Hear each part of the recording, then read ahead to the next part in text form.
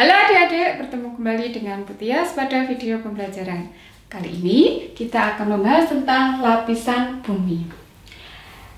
Lapisan bumi terdiri dari 3 bagian yang utama, yaitu bagian atmosfer atau gas, litosfer atau padatan, kemudian hidrosfer cairan. Ketiga unsur inilah yang menyebabkan bumi bisa ditempati dibanding dengan planet-planet yang lainnya di Galasakti. Selain dari 3 unsur utama ini, bumi juga ada bagian tambahan lagi, lapisan es dan lapisan biosfer. Lapisan es seperti kalian ketahui berada di kutub utara dan kutub selatan. Biosfer artinya adalah tempat berlangsungnya kehidupan makhluk hidup yang ada di bumi. Lalu, bagaimana bentuk lapisan bumi? Lapisan bumi berbentuk seperti selimut bola. Seperti yang Bu Tias gambarkan di sini. Ini adalah lapisan bumi. Nah, ini lapisan bumi yang paling luar ditempati oleh atmosfer. Sedangkan di dalam atmosfer, di bawahnya ditempati oleh lapisan litosfer atau zat padat. Selanjutnya, di bawah padatan ada lapisan lagi, yaitu lapisan hidrosfer yang berupa cairan. Untuk lebih jelasnya, mari kita bahas satu persatu bagian-bagian dari bumi. Yang pertama adalah bagian dari atmosfer. Atmosfer artinya adalah lapisan uap yang menyelimuti bumi.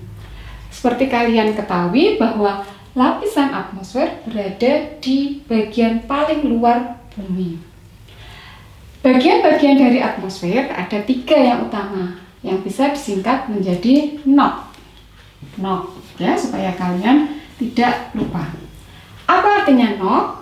NOx 78% adalah nitrogen. Kemudian O, oksigen, menempati urutan kedua 21%. Sedangkan bagian yang lain ditempati oleh beberapa macam gas 1%. Sehingga bagian-bagian terbesar dari gas ini harus kalian ingat. Nah, atmosfer juga terdiri dari beberapa lapisan. Lapisannya ada 1, 2, 3, 4, 5 lapisan. Dapat kita singkat trostrameterik. Trostrameterik ya, yang kalian ingat. Yang pertama adalah troposfer, kemudian stratosfer, yang ketiga adalah mesosfer, keempat termosfer, dan yang terakhir adalah eksosfer. Dari ini yang paling dekat dengan bumi, yang paling bawah. Troposfer merupakan bagian yang mempunyai 80% udara dari atmosfer. Jadi 80% gas semuanya berada di troposfer. Bagian ini penting sekali karena udara sangat dibutuhkan oleh makhluk hidup. Cuaca dingin, cuaca panas berada di lapisan troposfer. Sehingga untuk menentukan cuaca berada di lapisan troposfer. Berikutnya adalah lapisan stratosfer. Lapisan stratosfer merupakan lapisan yang berisi sebagai lapisan ozon. Lapisan ini paling penting juga karena dia mampu menyerap sinar ultraviolet yang sangat berbahaya bagi tubuh kita. Sayangnya, sekarang ini lapisan ozon banyak mengalami lubang. Kenapa lubang? Kemarin kita sudah bahas bahwa lapisan ozon yang berlubang disebabkan oleh adanya pemanasan global. Nanti kita akan bahas lebih lanjut tentang bagaimana ozon bisa berlubang. Ya, ini ya. Selanjutnya adalah lapisan mesosfer. Pada lapisan mesosfer ini, meteor tidak bisa masuk ke bumi. Kenapa? Karena dia akan terbakar dulu di lapisan mesosfer.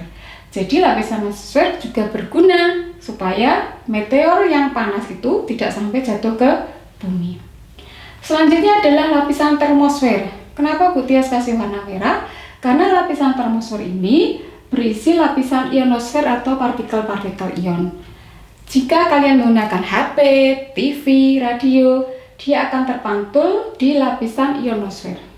Kalau lapisan ionosfer ini terganggu pada lapisan termosfer, maka HP kalian juga tidak bisa berfungsi, sehingga terkadang lemot dan seterusnya, itu karena ada gangguan pada lapisan termosfer. Selanjutnya adalah lapisan eksosfer. Lapisan eksosfer, lapisan yang paling luar dari atmosfer. Ini adalah merupakan batas bumi dengan luar angkasa. Nah, sudah jelas ya tentang lapisan atmosfer, dapat kita singkat menjadi apa adik-adik? Trostrameterik. Trostrameterik.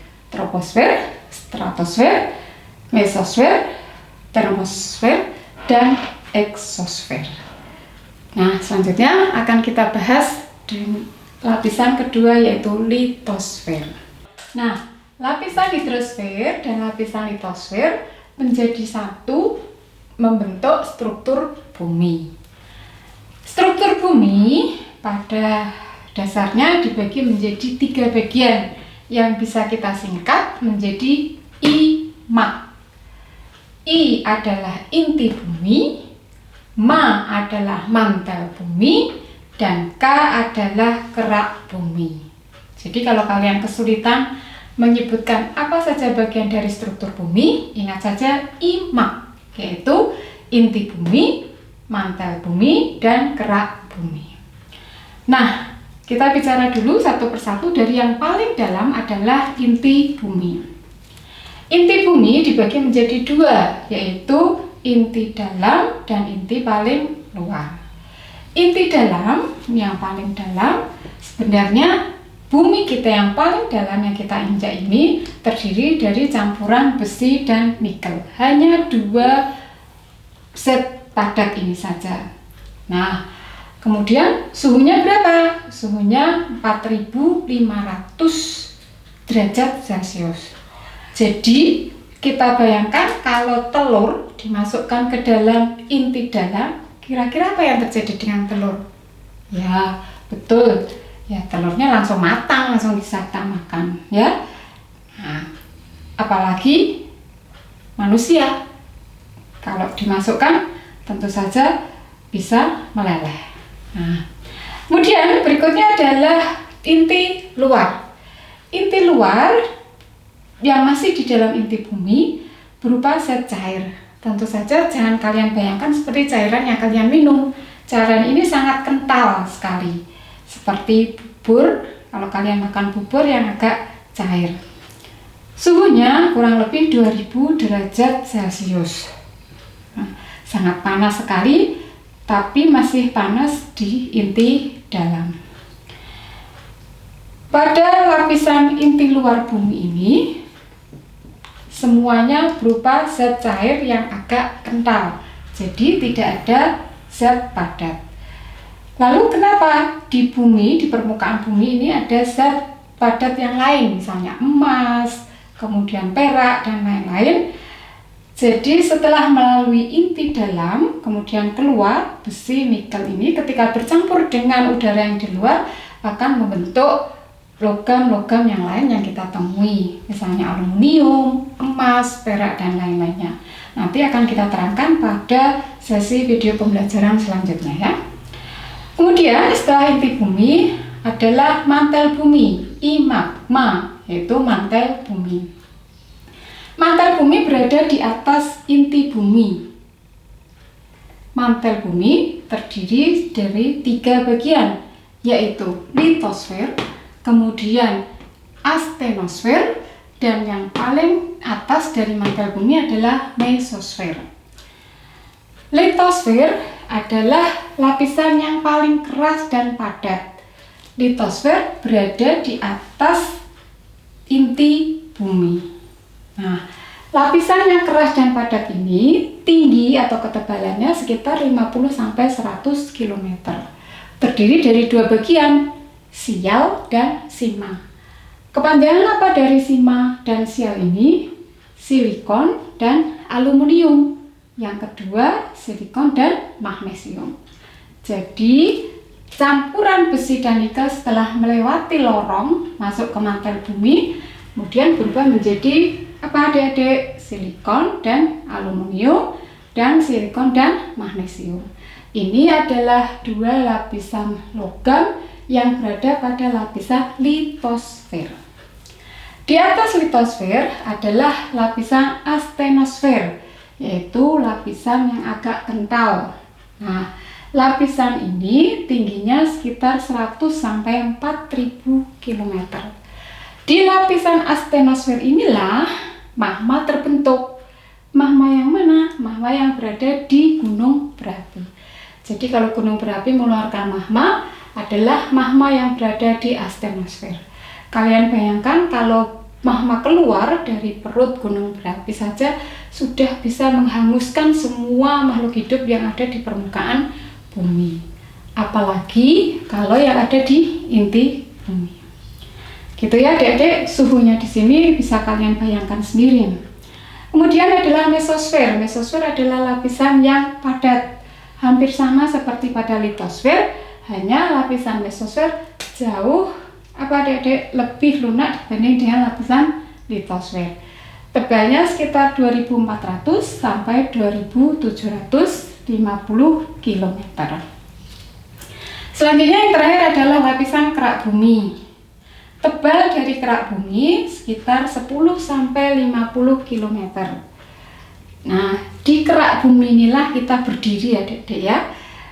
Lapisan kerak bumi dibagi menjadi dua, yaitu lapisan kerak benua dan lapisan kerak samudra.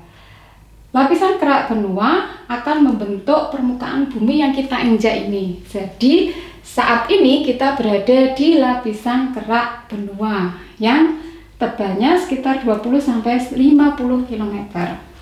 Kemudian lapisan yang kedua adalah kerak samudra, yaitu 10 sampai 12 km tebalnya. Kerak samudra ini akan membentuk permukaan air yang sangat luas, yaitu hidrosfer atau nama lainnya hidrosfer. Kita atau bumi bisa dilihat dari permukaan luar angkasa berwarna biru. Kenapa? Karena 2/3 dari permukaan bumi terdiri lapisan hidrosfer. Itulah kenapa kita luasnya sepertiga atau kerak benua luasnya sepertiga dari luas bumi secara keseluruhan. Nah, begitu adik-adik struktur dari bumi. Kita ulangi lagi, inti bumi, mantel bumi, dan kerak bumi. Lapisan kerak bumi juga terdiri dari dua lapisan, yaitu lapisan granitis dan lapisan basaltis. Kalau tadi ada dua kerak, yaitu kerak samudra dan kerak benua, ini adalah lapisan yang membentuk dari kerak bumi, yaitu lapisan granitis dan lapisan basaltis. Lapisan granitis berada di daratan, sedangkan lapisan basaltis berada di dalam lapisan granitis. Selanjutnya, lapisan kerak bumi tersusun dari batu-batuan. Nah, menurut proses terjadinya, batu-batuan itu dibagi menjadi tiga, yaitu batuan beku, batuan sedimen, dan batuan metamorf. Batuan beku berasal dari materi kental yang ada di dalam bumi, yaitu magma. Magma yang keluar pada permukaan bumi karena dingin panas akan membeku. Nah, bekuan dari magma itu membentuk batuan beku. Kemudian yang kedua adalah batuan sedimen. Batuan sedimen terbentuk dari erosi atau pengikisan yang mengendap di suatu tempat. Contoh misalnya kerang, kemudian karena ada erosi, ikut banjir, kemudian dia menetap di pinggiran. Nah, selama bertahun-tahun kerang itu akan lama-lama menjadi batu atau mengeras. Itulah contoh dari batuan sedimen. Atau misalnya batang kayu yang karena terkikis oleh air, lama-kelamaan akan menjadi keras karena adanya panas dan dingin. Kemudian karena kerasnya sehingga dia bisa membentuk batu. Itu adalah contoh dari batuan sedimen. Selanjutnya yang ketiga adalah batuan metamorf. Batuan metamorf adalah batuan beku atau batuan sedimen yang telah mengalami perubahan. Contoh dari batuan beku yang besar, ya, kemudian karena ada hujan angin, kemudian panas, sehingga lama-lama menjadi batuan kerikil. itulah batuan metamorf. Jadi perubahan dari batuan beku atau sedimen yang mengalami perubahan baik secara fisika ataupun kimia akan merubah menjadi batuan metamorf. Nah anak-anak, itu yang sudah Bu Tia sampaikan tentang beberapa lapisan bumi, dimulai dari hidrosfer, kemudian atmosfer dan litosfer, sehingga sampai kepada batuan bagaimana terjadi prosesnya. Nah adik-adik, cukup jelas ya materi yang Bu Tia sampaikan tadi tentang lapisan bumi. Semoga bermanfaat. Selamat belajar, salam sukses selalu dari Bu Tia.